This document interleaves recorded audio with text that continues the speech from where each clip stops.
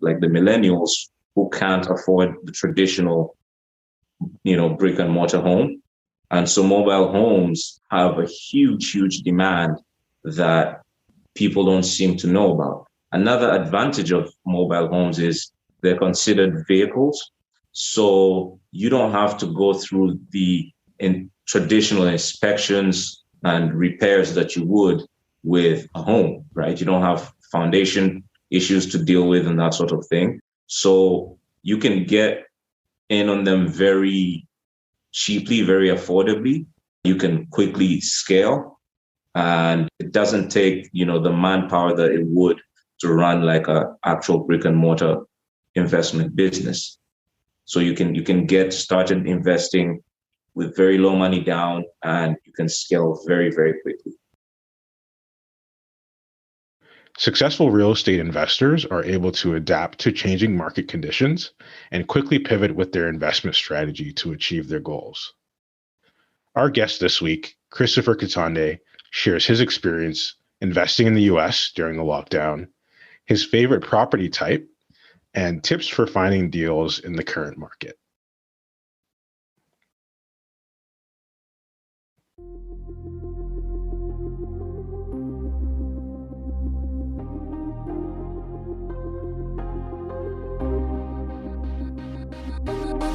You're listening to the Black Wealth Effect podcast, where we're all about inspiring the next generation of Black Canadian real estate investors to succeed financially. If you're tuned in, that means you're hungry to take action and build wealth outside of your 9 to 5. We'll be sitting down with Black real estate investors, entrepreneurs, and allies to discuss a diverse set of topics to help you along your investing journey. Let's get started. You're listening to another episode of the Black Wealth Effect podcast. I'm your host, Mario, and our guest this week is Christopher Katende. Christopher, welcome to the show. Thank you, Mario. Thank you. Appreciate it. And we appreciate you coming on the show. We definitely have tons to talk about, and I'm excited for you to share your experiences with our listeners today. To start us off, I know you moved to Toronto from Kenya several years ago. It was back in 2013, right? Yes, that's correct. Yeah.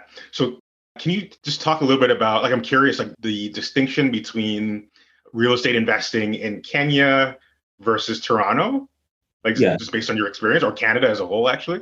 Mm-hmm. So, I'm actually Ugandan, but I lived in Kenya for 6 years before moving here.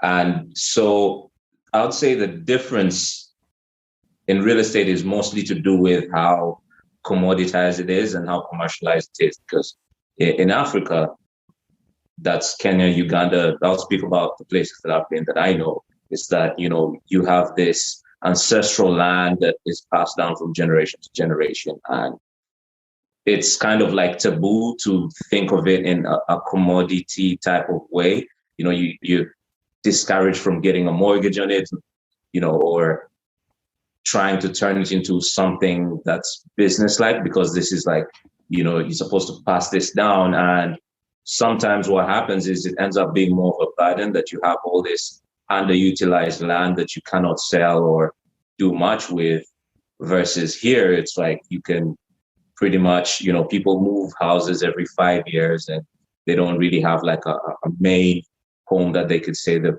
they were born there and raised there, and it's generational. So that is a good thing in that it allows people to grow wealth, because, as your house appreciates in value, you can always take out, a second mortgage or refinance it, pull money out and go give your kids. Like today, we have a problem of many of the youth and millennials saying they can never afford a house, and majority of them are able to do it because their parents are pulling money from their homes and giving it to them so that they can buy more property. Versus back home, yes, you own it free and clear, there's no mortgage, but you're not really able to grow beyond what you've already been given. You just have to buy a new one and start afresh, so to speak.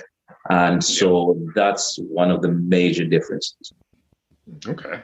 Yeah, no, that's definitely interesting distinctions between the two. And so I know you have an arts background. And so what about the architecture? Can you talk a little bit about that? It varies based on location. You've got a lot of like pre-colonial style architecture. For example, in Kenya, when you go to the coast, which is like Mombasa, along the coast, you have a lot of really old, beautiful architecture. When you go more inland, it's more modern style. The one thing, though, I will say is there is definitely a lack of interior design, so to speak. So, the color coordinations and the types of finishes, they're a little bit lacking versus here, however, everything is a bit more uniform. Even though they've put a lot of thought into them, there's not much distinction unless you go to places like maybe Puerto Rico or Mexico, where you'll see pink houses and yellow houses. You don't really see much of that here. In fact, if you try, your neighborhood association might come after you for trying to paint your house pink, So Yeah. that's a difference there. Yeah. Yeah, that's a great point. In Canada, for rentals, you have your standard kind of grays and neutral colors. So definitely some uniformity there for sure. You're also known as what some may call a serial entrepreneur, having started several different business ventures. What's something that you learned running a successful car rental business that you apply in your real estate business today? That's a good question. I would say treat people right. And, I learned that, if you're really polite, because, things happen in the car rental business where, a car may break down or the previous renter might damage something and like duct tape it back on, and you might miss it while they're doing an inspection and then give it to the next renter and it falls off while on the highway. If you're polite and, try and help them and be genuine about it, they're a lot more understanding and they'll help you deal with the problem. And that really directly applies as well to real estate. A trick that I have is, when I'm doing my flips, the first thing is I will go to the neighbors, besides me and across the street, introduce myself and, just strike up a conversation, let them know why we're there, and they might experience some noise and that sort of thing. And, I've made a lot of friends doing that, but I've also found that they've looked out for my property. I had, for example, one time, my contractor decided to go work in the middle of the night in one of my properties, and the neighbor thought they were breaking in. And so he came out of the house and he was ready to go to town. And, he called me before he went and I'm like, no, relax, that's my contractor. Versus if you just get into a new neighborhood and just start doing your work. I've had instances where some of my colleagues and friends have had the neighbor call the city on them to check on permits and that sort of thing. So I've found just being friendly, being genuinely nice, looking after your neighbors, looking after the people around you, it takes you a very, very long way without, much in terms of money coming out of your pocket. I mean, sometimes I might buy a case of beer or wine, to show my appreciation, and that helps a lot as well. Yeah, but yep. It's just a matter of being nice and friendly and cordial. Mm-hmm. Yeah, it's truly like a relationship business, right? Just like real estate investing. And so definitely transferable skill sets and experiences there. Mm-hmm. That's great. So like a lot of investors like remember what happened to the market at the start of the pandemic. And so we had, obviously, as you know, rolling lockdowns, people couldn't really go anywhere, and prices went up, like especially in Canada. I know during that time for you, you were not only investing in Canada, but you're also investing south of the border. And so right. I'm curious as like what your experience was investing in the US while being locked down and not being able to actually physically go there. Can you share just your experiences there? Yeah, that was definitely interesting and eye-opening. I definitely learned a lot. In the process of learning itself wasn't that much fun because it was on the fly, but looking back at it, I'm grateful that I went through it. I had a couple of properties in Buffalo, and it went amazing at first because I bought these before, obviously, the lockdowns, and I put tenants in them, and it was going well. These were rent to own properties. And what happened was I actually took a trip back to Africa for a month. And then soon as I got back to Canada, they locked everything down. And my tenant in one of my properties, he was an amazing tenant, but unfortunately he passed away during the pandemic. And I couldn't get a hold of him. And eventually his family got in touch with me and they wanted to give the property back because this was like a rent to own type deal. But the family wasn't interested in keeping that property. So they wanted to give it back to me. Now, I drove all the way down to the border. I got to the border. The border security was like, yeah, no, you're not getting through. Even though I showed them everything, like, yeah, I do own the property and I got to go take care of it. I wasn't allowed. So I had to drive all the way back to Toronto.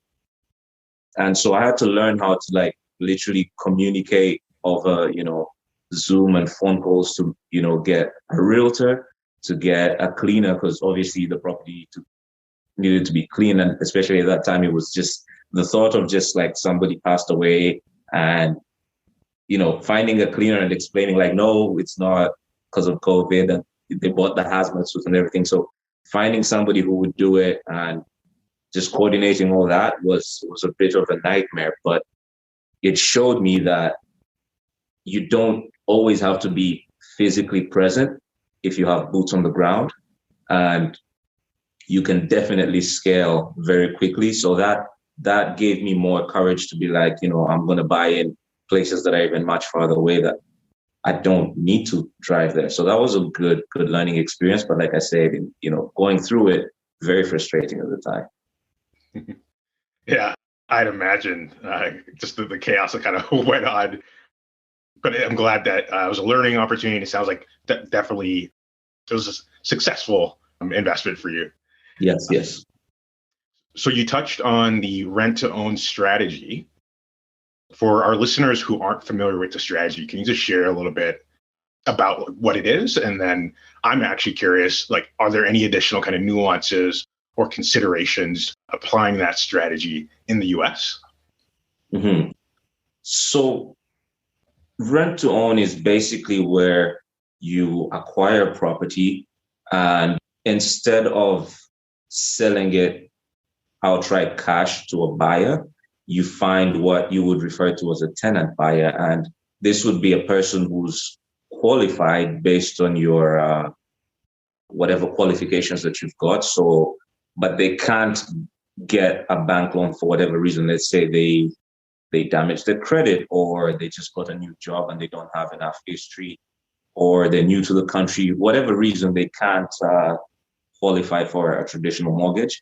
And so you become their lender, you become the bank. So there's two strategies. So that's one of them. The other one is where they are paying you some sort of deposit until they can build enough credit and qualify over a few years, and then they can try and re-qualify with a traditional lender.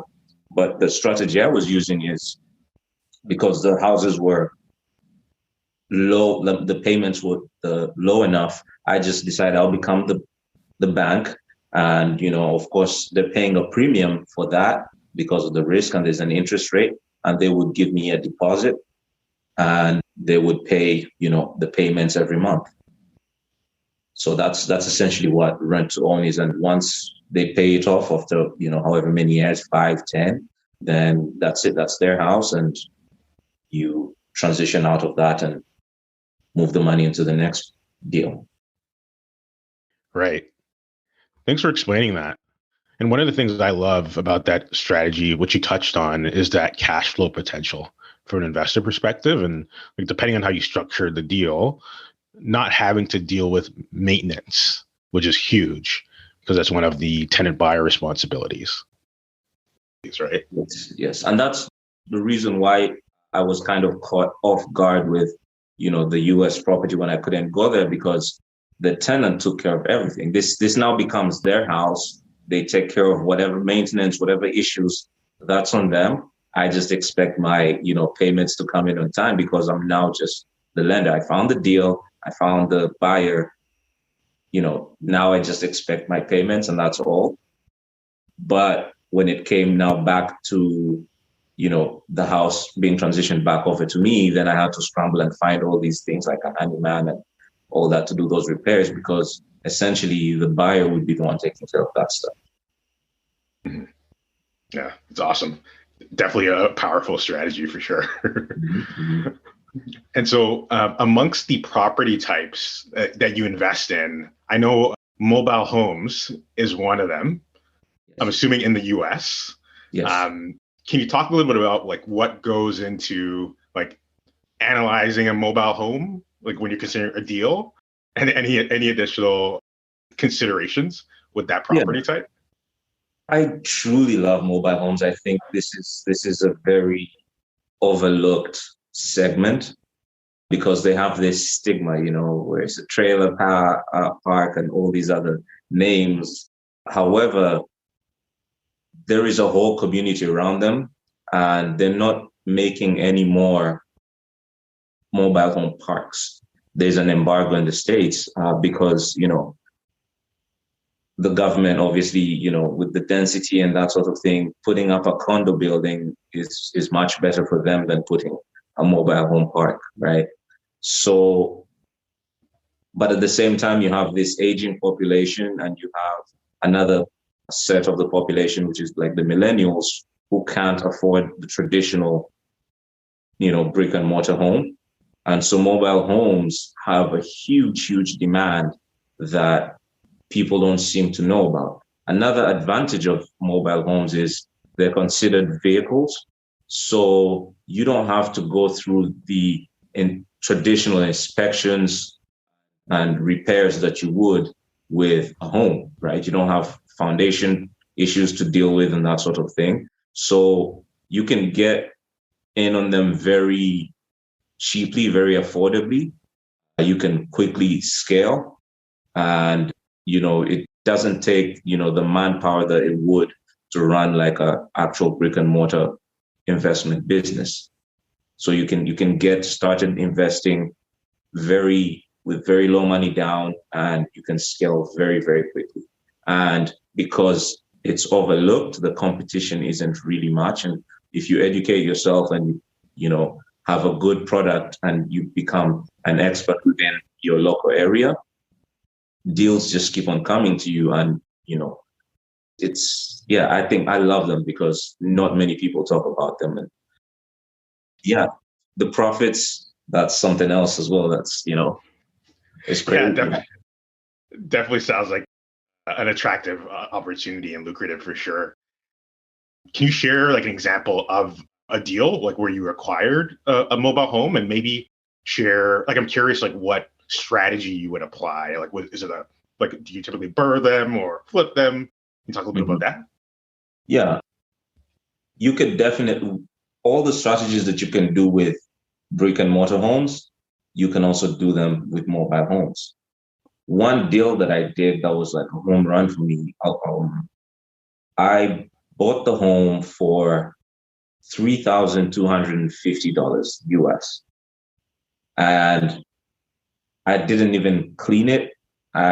Literally, I went in there. This home was very well taken care of. It was a lovely lady, older lady who was moving into her daughter's home. And so she didn't need the house anymore. And because you've got like lot rent to pay every month, because it's in a mobile home park, so you pay for the pad, the space where it's set. She didn't want to pay that anymore. And so she was just looking to essentially just give this away just so she didn't have the burden of paying that lot rent. So I went in there, I found it, and it wasn't posted anywhere on the internet. I was just driving around. So what I would do is I would drive in Buffalo and just map out all the mobile home parks and just drive every inch of all of them looking for deals. And you'll find a lot of deals because they're not posted online, There's just literally a sign in the yard or in the window that's like, for sale, call this now. So I found it that way, called, and we negotiated. And like I said, I didn't clean the home. I didn't do anything. I just literally took pictures, put it online, had maybe 4 people come through. And within, I think, about a week, I sold it for $15,000. And that's US. Again, I didn't clean it, didn't do, all I did was put a lockbox in it, take pictures, put it online, and it was gone just like that, right? So working with park managers, mobile home park managers, getting to know them, again, relationships, right? Treating them nicely. They will call you when they have a deal coming on, and you'll be the first to know. And they will tell you, they know all the business that's going on in the park. They'll be like, so-and-so is thinking of moving, or we've heard them fighting a lot. They might be breaking up and that home might come. So if you treat the park managers right, you're going to get amazing, amazing deals, and they'll help you, Another issue that I love about the mobile homes in mobile home parks is when you're screening your tenants, your tenant buyers, the park itself is also doing that. So you have this double tenant screening that would help you get rid of unsavory characters that you might miss, because essentially they're paying you and they're paying the mobile home park. So if they qualify with the mobile home park and qualify with you as well, you've got a really amazing tenant. So you have that built-in redundancy of tenant screening, which I really do enjoy. So yeah, I could talk about this for hours. I love that there's an added layer of screening and due diligence to help with landing that A+ tenant. That's great. For an investor looking to start investing in the US, what trends are you seeing that you believe would make for a great investment opportunity? So I would say, yes, mobile homes. And if you have more money, if you're not just starting out and you have like a little bit of money, moving from just the individual mobile homes and buying the mobile home parks, that's a good one. So now you're talking commercial property. We've seen a trend where a lot of these hedge funds have been buying up a lot of the single family homes at the moment. So, the prices were going crazy, but I think they're coming down now. And if you can buy homes and just change their usage and force the appreciation in terms of value. So let's say you take a single family home, turn it into a duplex or a triplex, there is a lot of value in there. And then you've got commercial real estate. So you're talking about like triple net real estate.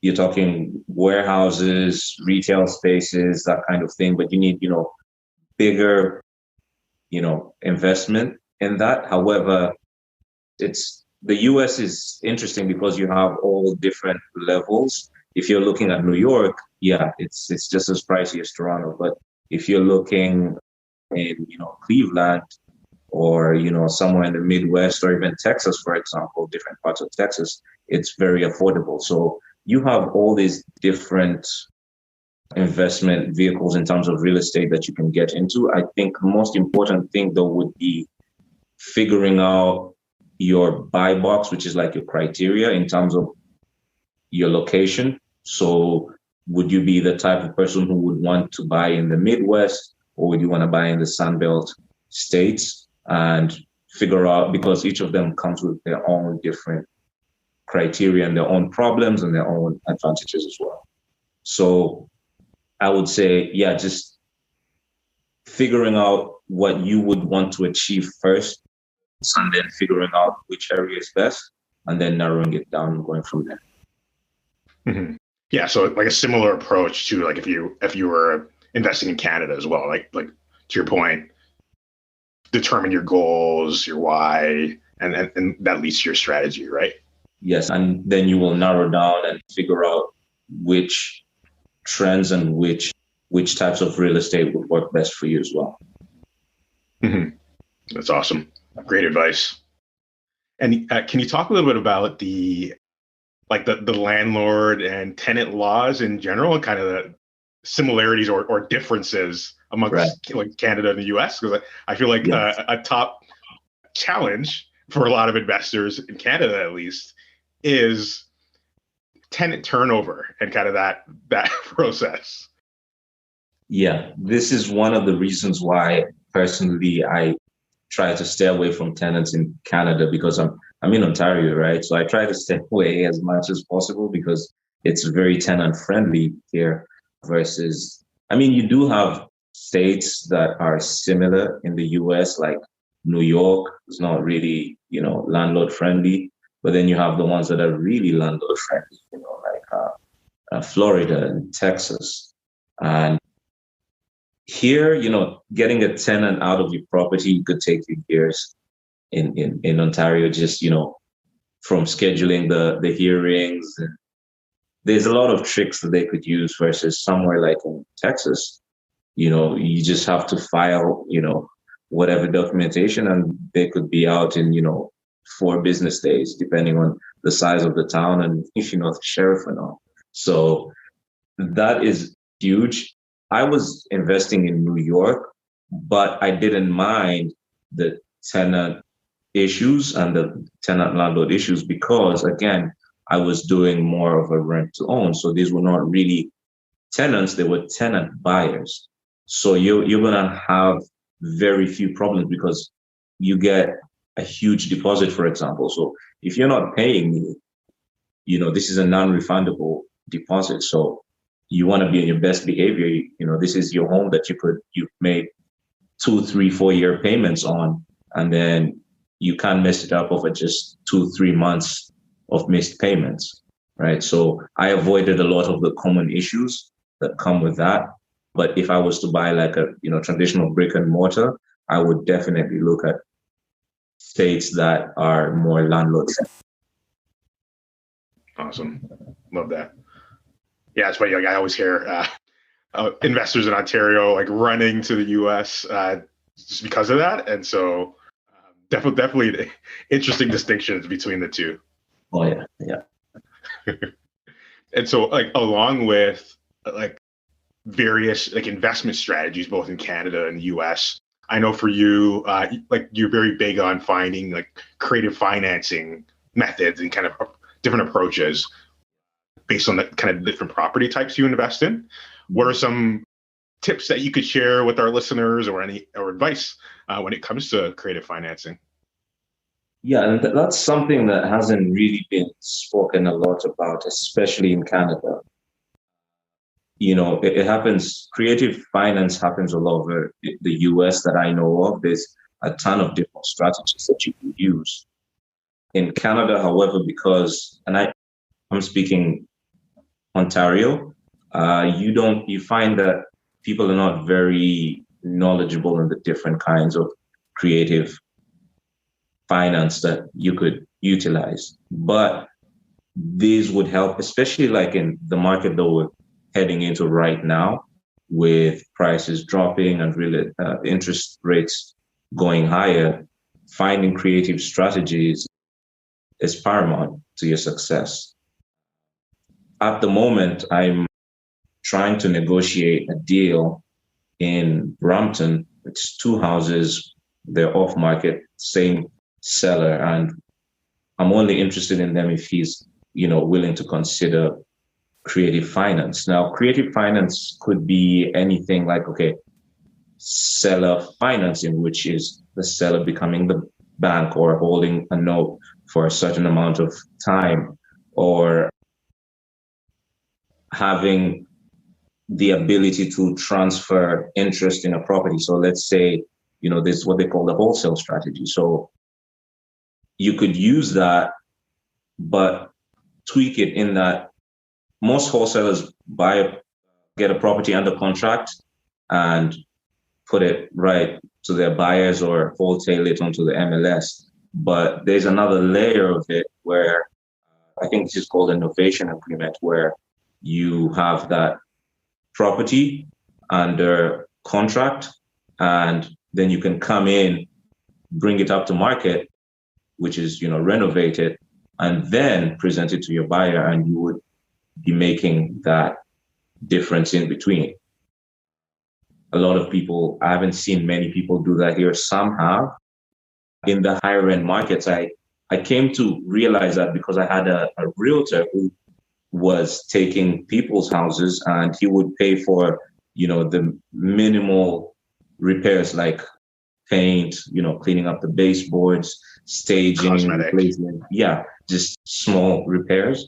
And, they would charge the same amount for the commission, but they were dealing with, much higher priced houses. And I figured, you could do the same thing as a wholesaler. You just have to have that contract be, really well done to avoid any issues. But that is an opportunity right now that's happening where there's not much in the market right now, and it's a buyer's market and people just want the best. So in order for you to stand out and have your property move, you have to approach it in a very different manner from everybody else. And that's useful too, because if you're not transferring the property over to yourself, you're saving a lot of money in terms of land transfer, loan origination fees, you're not paying the 2% for the hard money.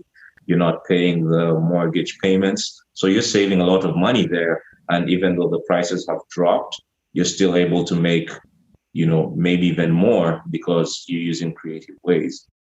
This would obviously not work before when, houses would be sold in 30 minutes. But in a market like right now, where they're just sitting, you could definitely come in and do something like that and do very well. Love it. Definitely a lot of food for thought. I appreciate you sharing those tips and for spending time with us and just sharing your experiences for our listeners today. Before we let you go, can you share what's next in terms of real estate investing for you, and what's the best way for our listeners to reach out to you? Yeah, sure. Before I even do that, I also want to give you your props. I want to thank you for what you guys are doing, because there's an African proverb that I love that says, a child who is not embraced by the village will eventually burn it down to feel its warmth. And, that's to say, we have this gap right now where, you and I spoke, the institutional learning based on our community is really lacking in that. And you guys are taking that problem and doing something about it. And I appreciate it. And I'm definitely open to helping in whichever way that I can. So thank you very much. I truly, truly appreciate that. I appreciate the kind words. Yes. What's next for me is, again, I'm buying a lot of stuff in the US. I had kind of shied away from Canada, but because the numbers are looking interesting again, I just might be back. But I'm looking at the US, I'm looking at commercial properties, mobile home parks, like I mentioned, multifamily buildings, and triple net deals as well. I'm looking at all those. And I'm looking in Texas, I'm looking in Florida at the moment. You could reach me at smartassetgroup.com. My email is info@smartassetgroup.com as well. Instagram, same thing, Smart Asset Group. You can find me there. I'm always open to chat. Love it. Thanks again, Christopher, for the time. I really appreciate it. To our listeners, thanks for tuning in to another episode of the Black Wealth Effect podcast, and we'll catch you later. What was the one thing you heard today that inspires you to take action? Now plan to take that action in the next 24 hours. If you're looking for more support, ideas, or just want to connect with others like you taking action, join us in the Black Wealth Effect Facebook group. The link is in the show notes. Thank you for listening, and we'll catch you next time on the Black Wealth Effect podcast.